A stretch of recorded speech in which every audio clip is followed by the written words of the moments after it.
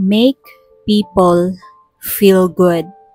Ang sabi sa John 14 verse 12, pakatandaan ninyo, ang nananalig sa akin ay makakagawa ng mga ginagawa ko, at higit pa kaysa rito, sapagkat babalik na ako sa Ama. Napaka-importante na kapag nagsalita tayo, ang mga salitang lumalabas sa ating bibig, make people feel good. Let's make people happy when we open our mouth. Why? Dahil extension tayo ni Kristo. When Christ opens His mouth, gumagaling ang mga tao. They are healed. Pero ang sabi niya, sandali lang siya sa mundong ito. Pero tayo, na followers niya, will do greater things kaysa sa nagawa niya. Kasi babalik na siya sa Ama at siya ang magiging intercessor natin. Ang Panginoon ang magiging source ng ating lakas. He will give us the capacity to go beyond ourselves.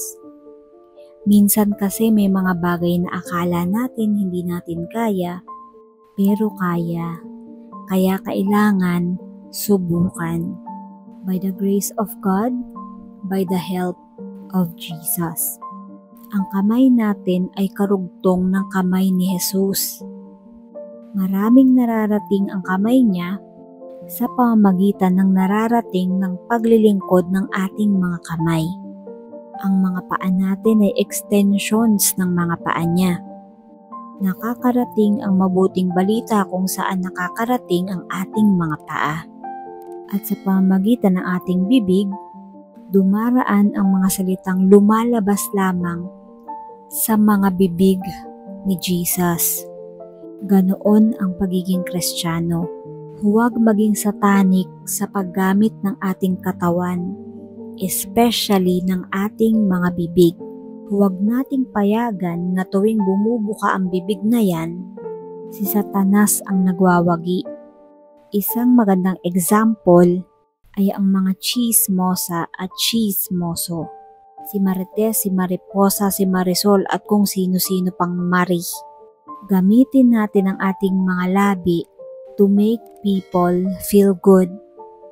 Hindi yung nagkakaroon ng division at pagkanya-kanya kapag nag-o-open ang bunganga na yan.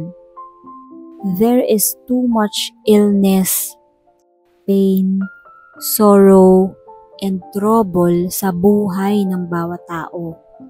Kung hindi tayo makakatulong para pagaanin ang kanilang mga pasanin, huwag na tayong magpabigat. Ang dami-daming gustong-gusto ng chismis na yan.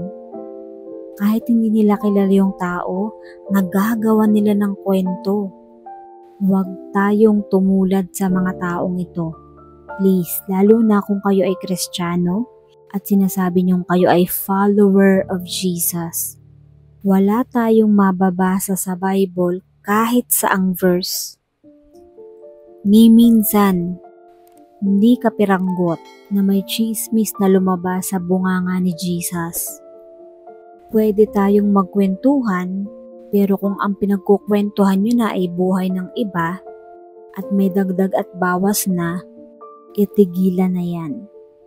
Hindi nakakatulong, nakakasama pa nga. Let Christ love people sa pamagitan mo. Let Christ serve people through you. Kailangan makita ng mga tao si Kristo sa buhay mo, sa pananalita mo, at sa mga kilos mo. Let Christ speak to people through you. Kaya ingatan ang mga salitang lumalabas sa ating mga bibig. God bless us all.